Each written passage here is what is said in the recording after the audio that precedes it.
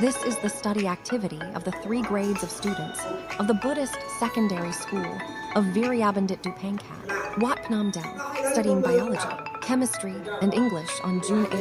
2025 by Maha Heng Thur.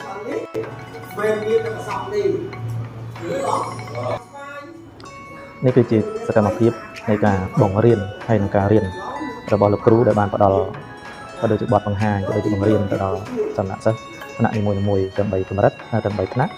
ដែលបានខិតខំប្រឹងប្រែងបញ្ចេញនូវសមត្ថភាព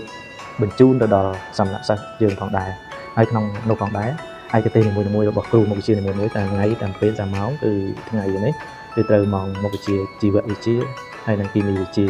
រួមជាមួយនឹងភាសាបរទេសគឺភាសាអង់គ្លេសដែលត្រូវថ្ងៃនេះផងដែរហើយក៏ជាសកម្មភាពនៃការបង្ហាត់បង្ហាញក៏ដូចជាការខំប្រឹងប្រែងរៀនសូត្ររបស់សាមណសិស្សយើងផងដែរក៏ដូចជាការទាញយកនៅចំណេះវិជ្ជាក៏ដូចជាបទពិសោធន៍ពីលោកគ្រូចាស់ៗដែលលោកខំប្រឹងប្រែងបង្ហាត់បង្ហាញបង្រៀនទៅដល់សាមណសិស្សយើងផងដែរហើយក៏សូមអរគុណសម្រាប់ញាតិញោមពុទ្ធបរិស័ទដែលបានជួយគ្រប់គ្រងក៏ដូចជួយឧបត្ថម្ភជាចង្ហាន់ក្តីជាទេសចទានក្តីដើម្បីជាកុលបុត្រកុលធីតា